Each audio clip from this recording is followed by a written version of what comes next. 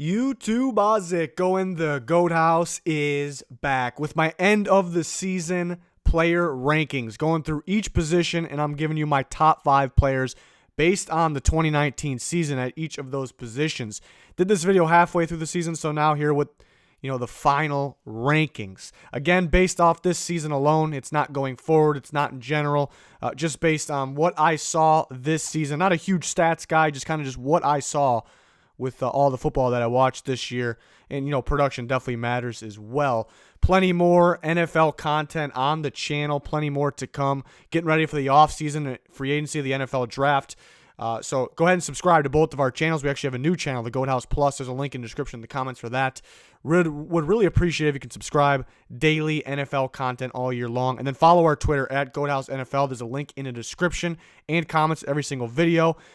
Constantly, every single day, talking football, whether it's live during games, talking about the draft, talking about free agency, coaching hires, any of that. We're constantly talking football in there. It's a must follow.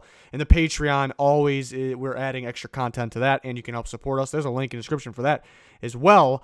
To the running back rankings, top 5. So we'll reveal number 1 in a second here. Number 5, I got Nick Chubb. Very productive year. Yeah, if you're going to go off stats, Nick Chubb was definitely towards the top, and I still have him towards the top. What I base, especially at the running back position, I think it's pretty easy to determine who are the best running backs in football based on their traits. But I want to see them use those traits on the given year where I'm doing the rankings. So obviously 2019 here. And, I guess that would be the separation from maybe Nick Chubb and the rest of them. I think there's more to those other guys' games, but Nick Chubb had a fantastic year, very productive year. The Browns really struggled to pass the ball, so it was kind of really on Chubb, and he did a fantastic job, even when teams knew they were running at him. Kind of just shows like his strength. He's a freak. He's got the strength and the speed, obviously going for him, and a very productive year. I got Aaron Jones at 4, another productive year. Maybe not as many yards as Chubb, but I thought he was kind of more involved all the way around. I think he was more of a threat in the passing game even. For the Packers. And it's weird, the Packers, Rodgers had a pretty solid year, but, it's pretty weird seeing that, like, the main production came from the running back, Aaron Jones, who was just, not supposed to be anything special coming out of UTEP. So a very good year from him. Touchdown machine, was a threat inside the tackles, outside, everywhere. So I really like Aaron Jones. Dalvin Cook, number 3, had potential to be number 1. But then some injuries snuck up on him, of course, once again. But a very productive year. The Vikings go from one of the worst, at the very bottom, actually, to towards the top in rushing offenses. And that's, I'm always a believer in running the ball well to open up the pass, and that's exactly what happened. So Dalvin Cook was a key factor for the Vikings offense, in general, running the ball and opening up the pass as well. We've seen Kirk Cousins with a career year because of what Dalvin Cook did, and he's one of those trait guys. I'm always a big believer in the most important traits in running backs. There's a long list of them, but the most important ones, the ones at the top, and number 1 is vision, and number 2 is kind of quickness, but quickness, to hit that hole. It's all about hitting the hole. I think Dalvin Cook is elite in those categories, and he kind of showed it here this year. And, there could have been a little more production if he stayed healthy. So that was unfortunate. Number 2 is Christian McCaffrey. Pretty obvious. It's pretty clear-cut number 1 and number 2. But, yeah, I did have McCaffrey at 2. Really had to put the team on his back, heavily involved in every part of the game, the passing game and the running game. But I got Derrick Henry at 1. Absolutely dominant. A little slow start, but it was absolutely dominant down the stretch. And, he's a big production guy, but he also has the traits as well. It's weird because how big the guy is, you wouldn't think. Usually when you see guys that big, they don't really come with the vision or the quickness at the hole, but he has all that. He has every trait you want. Maybe some other guys are a little quicker, a little faster, but he is the total package and the toughest guy to bring down in the NFL. And the game plan every single week, while the Titans were one of the hottest teams in football, was on Derrick Henry, and nobody really could stop him. So I thought he was the best back in all of football this year. Quarterback rankings, actually, I did that in a separate video. That's what the thumbnail looks like right there. It's a recent video. I ranked all 32 quarterbacks from worst to first. So if you're looking for the quarterback rankings, that's separate. Go check them out. But on to the receivers. You see my top 5. I'll reveal the one here in a second. Mike Evans you see 2 Buccaneers make the list. We got 2 and 3. Mike Evans at number 5, dominant year for him. Julio Jones at 4. The second half of the year when the Falcons kind of went on that run where they were much better in the first half of the year, Julio Jones really went off, and he was definitely a factor in clutch situations. I really like Devontae Parker this year. I thought he was extremely underrated, really. I mean, not only did he improve, and not only did he get to where maybe we thought he would be, coming out of Louisville because he was a first-round talent, he kind of took an extra step in both of those categories. Like, he improved by an insane amount, given that, Fitzpatrick played pretty well, but given that, look at his quarterback, they had no running game, they had no offensive line. He didn't have too many receivers around him, except Preston Williams was hurt. So given all of that, he was a dominant receiver.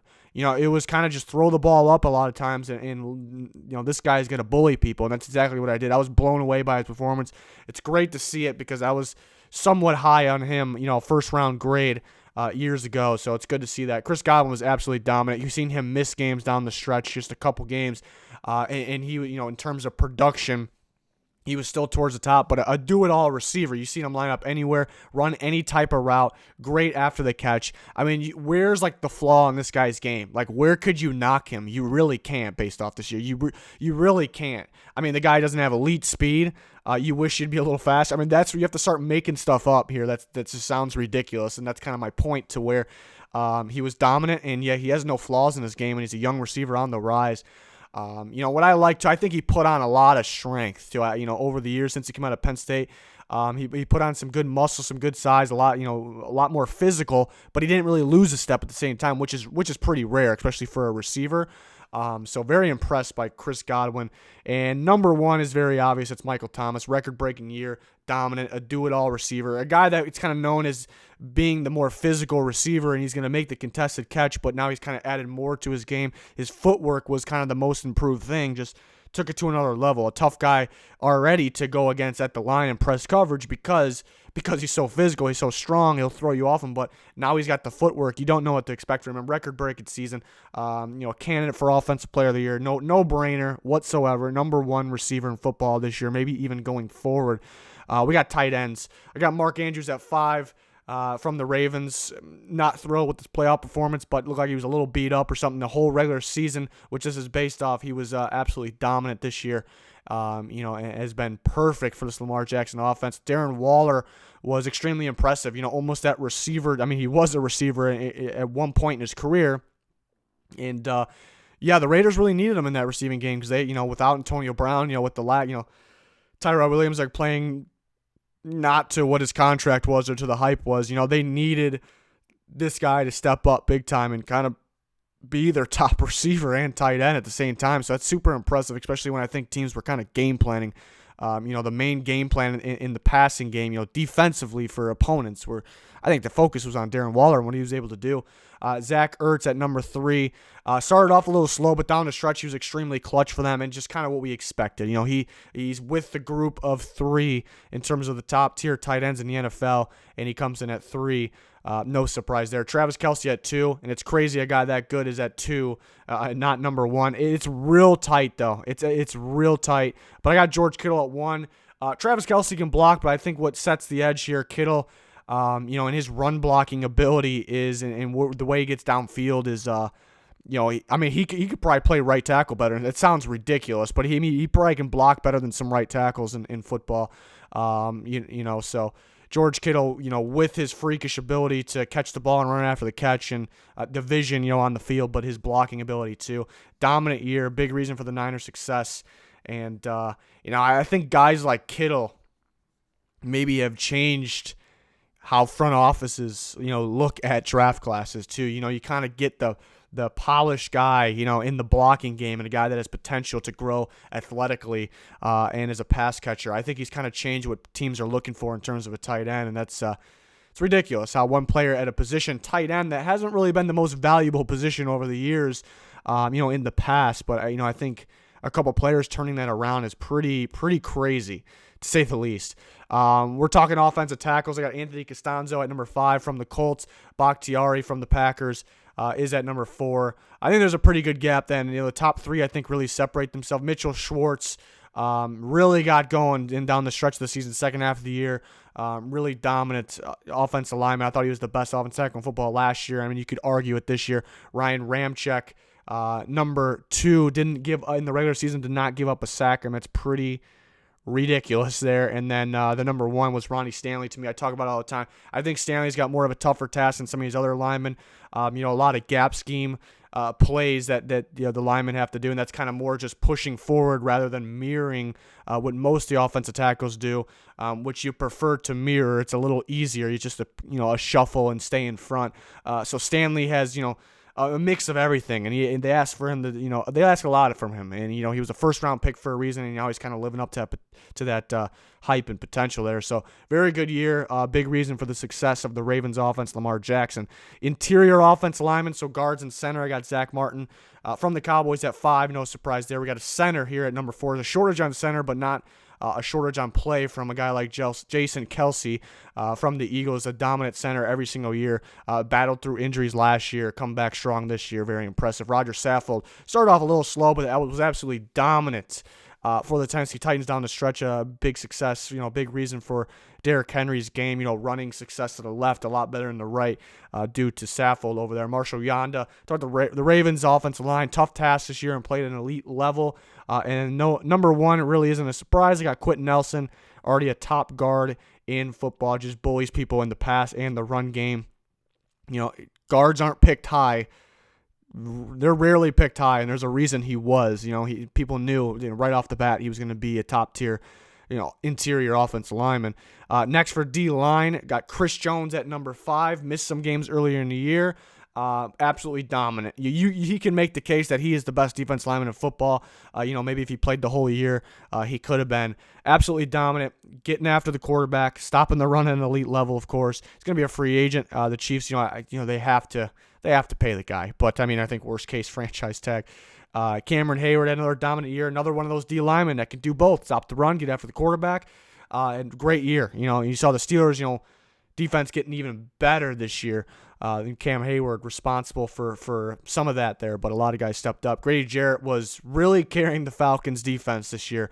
He comes in at number 3, really carried it. There was times where you're just kind of sick off the Falcons' performance on defense, like it was that bad, but you're still saying, well, Grady Jarrett played pretty damn well, because it was really all him out there. I know some other guys started to step it up as the second half of the season went on. Eric Armstead from the 49ers was absolutely dominant this year. Not enough credit there. Interior pressure really helped quarterbacks, really forced quarterbacks to get outside the pocket right into their premier edge rushers, right into guys like Nick Bosa. So the interior guys of the Niners, DeForest Buckner just missed this list right after Chris Jones. Those guys don't get enough credit there. But Armstead with a big year there. And then number 1's Aaron Donald. I guess a quiet year just because he didn't have 20 or so sacks, but still very dominant. Not a whole bunch of help on the D-line of the Rams. Stops the run at elite level, and this is while everyone's game planning for him. You got double teams, triple teams at times even. So another dominant year from him. Statistics-wise, people were more excited about last year, but just as good of a season there. We're looking at the 4-3 pass rusher, so defensive ends in the 4-3 defenses. I think the 3-4 pass rushers, which we'll go over, maybe a little more exciting, a little better. Josh Allen, who was kind of known as that 3-4 outside linebacker, goes to the Jags, and we see him, hybrid guy, kind of a little bit of both, but a lot of the time, in that Jaguars defense, handing the dirt on the line, defensive end was very impressive as a rookie, and really no surprise to me. I was very high on him. And then Joey Bosa, 4, we see the Bosa brothers, the younger one, Nick Bosa at number 2, dominant year. Impact plays, maybe not as many sacks as some of these other guys, but some impact, game-clinching, game-winning plays. And then we see Cameron Jordan, who had a whole bunch of production at 3. We saw, once some of his solid teammates around him got hurt, his production went down a little bit, but still a dominant year. And then the number 1 4-3 defensive end, I thought really was no question. I thought it was Daniil Hunter, absolutely dominant defensive end, and another one that made impact and game-changing plays all year for the Vikings there.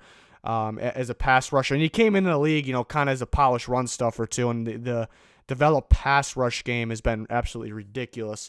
So very impressive season from him, especially down the stretch there. To the 3-4 outside linebackers, I think we got some better pass rushers in the 3-4 group. He always used to be the 4-3 group, kind of had the better players. Well, yeah, you can't sit here and say which ones are better, but you see more, production from some of these 3-4 guys these days. Khalil Mack at 5, and, the people that love to go off stats, may be confused by that. Not a highly productive year. I guess a disappointing year for Khalil Mack, but, that's just kind of looking at at stats. I think he actually did have a highly productive year. Maybe not like last year, maybe not quite what we expected, but I mean, this guy, it felt like this guy single-handedly won games for the Chicago Bears. If you take him out, the Bears win a very low amount of games. Big impact plays, strip sacks at the right time, clinching plays. And he really carried the front seven. I know the inside linebackers played pretty well at times, but no Akeem Hicks in there. He really carried the front seven, really had no help at all. More than 50% of the team's pass rush came from one player, Khalil Mack. So I thought he was pretty better than what people will say. Chandler Jones at 4, highly productive year. Not too much help around Chandler Jones as well. What a very productive year. Shaq Barrett had a monster season. Not just getting sacks, too. We've seen him drop back, a lot of pass deflections, got his hands on the ball a lot. And the same goes for number 2, TJ Watt, which 2-3 are very close to me. It's tough to decide between those two.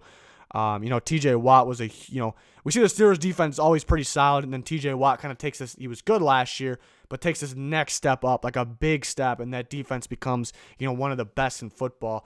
So TJ Watt with the excellent year, and number 1 for me was my defensive player of the year pick, Zadarius Smith, a guy that's was very dominant this year, both the run game, but the pass game as well. He had the most, assisted sacks, or he created sacks created, we call it, I guess. He created sacks for his teammates, and that's based off what he can do. He's not just a 3-4 edge rusher. The guy lines up pretty much everywhere. He gets in the offense's head, the quarterback's head, and kind of creates things for his teammates, his pass rushers. And on top of that, he had a very highly productive year and kind of got better as the season went on. So it was the best 3-4 outside linebacker, in my opinion, no question. And the next group, linebackers, see Fred Warner at number 5. Another highly productive year, but what I like about Fred Warner is kind of just he brings everything to the table. You see him in the backfield a ton. We already knew he was pretty gifted athletically for a linebacker. You've seen him downfield, rangy. The big reason this Niners defense is so good is because, the motors and the speed of the defense, always flying to the ball, and Fred Warner is a prime example of that. Especially on, outside runs is where he steps up the most. Alexander Johnson, pretty similar actually. Number 4, the Broncos standout linebacker, was pretty high on my board. I think a lot of people's boards, at least, years ago, coming out of Tennessee, and off the field issues that finally got cleared up, but that kind of held him off the field. So it's good to see him, getting this chance and playing to where, a lot of people like myself thought he would. Dominant in coverage. Pretty much everything, really. Luke Kuechly really carried the Panthers defense, really carried it. A guy that's all over the field. It's just a shame that he had to retire. It's a real shame, but, one of the all-time greats at the position, really. Because you kind of view Luke Kuechly as, kind of, when you look at him and kind of look at his play coming in, to the Panthers, you kind of view him as more the old-school linebacker, which really isn't working anymore, but he's still playing at an elite level. Which I expect from him, but the people that kind of don't believe in the new school type linebacker, Kuechly is that, and all of it. I think he could have succeeded in any era, and that's pretty much a guarantee there. Demario Davis at 2, the guy was everywhere this year. It's just a guy that we expect some from, but a lot more in the passing game, in the run game, a lot of third down stops I noticed for him. One of the better players in the Saints defense, maybe the best one. I thought Eric Kendricks was number 1 this year. A guy that, a young linebacker that we already know is like proven in stopping the run. In terms of inside linebackers, some may have already considered him top tier in stopping the run. But he added so much to, covering this year. And it was ridiculous how many times I saw third down and fourth down stops, whether it was a run or a pass by the opponent. It was Eric Kendricks that made the stop, an insane amount. He broke the record for pass deflections by a linebacker, a lot higher than any DBs in in most years, really. So a ridiculous year for Eric Kendricks. Big step up, big improvement this year. Now we got the slot corners. Got to give slot corners some love, even though there's a limited amount of good ones. I got Roby Coleman at 5. Jonathan Jones came out of nowhere for the Patriots. Kenny Moore's an obvious one. He got a good contract extension before this year for a reason. K'Wan Williams from the Niners. More Niners guys in the list. Very impressive all over the place for them. Very good in both. The run game. He comes up, not afraid to hit people. But I thought it was a clear choice. At 1 was Logan Ryan. So important to that defense. Does about everything. See him part of the game plan against Lamar Jackson containing. But you see him downfield in coverage, being a playmaker. I thought he was no question the best slot corner in football. And then we're on to the regular corners here. I got Marlon Humphrey at 5. We see 2 Ravens, Marlon Humphrey and Marcus Peters. But Richard Sherman comes in at 4. And all these guys are just so close. I mean, you can reorder this, and I can't really argue with you. But big years from those guys. Marcus Peters was extremely impressive when he came to the Ravens. Kind of hot and super cold at times with the Rams this year when he was there. Great trade. And then Marcus Peters, was dominant. Just what I love about his game. I love when I see corners, able to read both the quarterback and the receiver at the same time, which is rare. I wish I saw a little more of it. But I think with all these crazy offenses, maybe it's harder for corners these days. But Marcus Peters is one of those guys that was consistently able to do that. Tre'Davious White was dominant this year. Very physical and a playmaker at the same time. Even though he didn't have a boatload of interceptions, I guess. But still, I consider a playmaker. But very fit. I like how physical he is. Coming in the league, he was supposed to be just a slot corner. That's really what he was supposed to be. And now he's he's that good as an outside corner, so you really got to appreciate that and the improvement. Even, people thought we're really high in him last year, and there might be some people that really won't see a huge difference. I see a huge difference between last year and this year, so very impressive there from Tre'Davious White. But the number 1 is pretty obvious, Stephon Gilmore. Every part of the cornerback game, every trait, he has it. I think a guy like Jalen Ramsey has it too. Wish we saw more reps this year, but so I guess going forward, a guy like Ramsey could be up here at the top. But Gilmore, big reason why the Patriots, between them and the Ravens, had the best secondary in football. Absolutely dominant. And then safeties, I got Eddie Jackson sneaking up at number 5. Not as productive. One kind of proves the point that people kind of stat watch a little much. So not as productive as last year, but he had more of a role this year. Without Amos, you see how much the Bears missed Amos there. Eddie Jackson had to pretty much take on this, it felt at times, the safety role by himself, whether it was center field or even up in the box, kind of controlling that, or, and being as rangy as possible, sideline to sideline. So I thought he actually carried that secondary at times. I like that guys like Fuller picked it up, a corner picked it up as the season went on. Started off a little slow though, but at times it felt like Jackson really picked up the slack of that secondary, which was nowhere near as good as it was last year, to be honest. But impressive year for Eddie Jackson. And pretty much any part of the game for the safety. Minkah Fitzpatrick was extremely impressive. What position is he going to be? Is he going to be slot corner? Is he going to be safety? Is he going to be outside? The Steelers traded for him. They have an exact plan.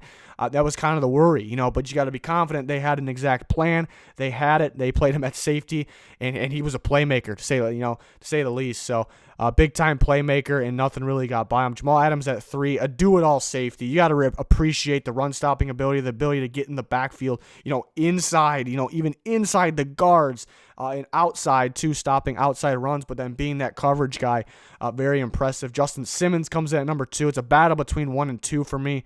Really, maybe you can argue 3 as well.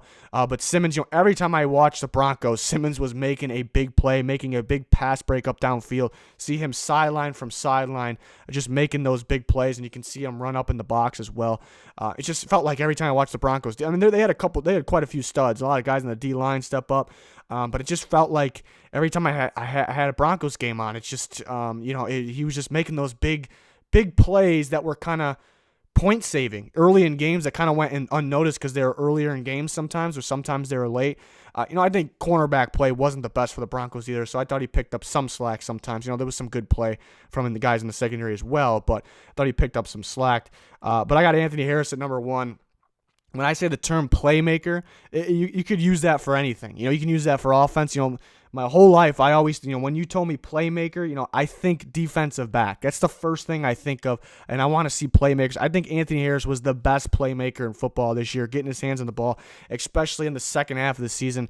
Reading I love when I see DBs reading the quarterback's eyes, just reading the eyes and jumping it and getting those crucial turnovers, which the Vikings defense, kind of got a spark from, and the defense really stepped it up. First half of the season, they looked like an average defense at best, which we're not really used to seeing from the Vikings, and then they kind of got back to playing that way because guys like Anthony Harris.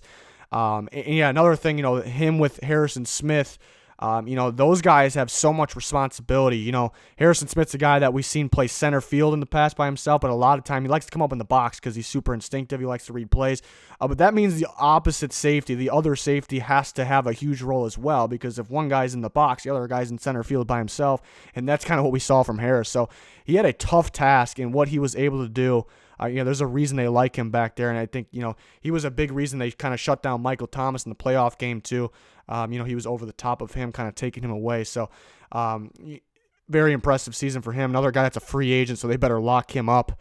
But that's going to do it for my rankings. I mean, there's a lot of other guys that was really tough to not rank, other top, even safeties like Devin McCourty, Bobby Wagner for linebackers. I wish I mentioned him when I was talking about that. I think, in general, going into this, next season, I view Bobby Wagner as the best off-the-ball linebacker.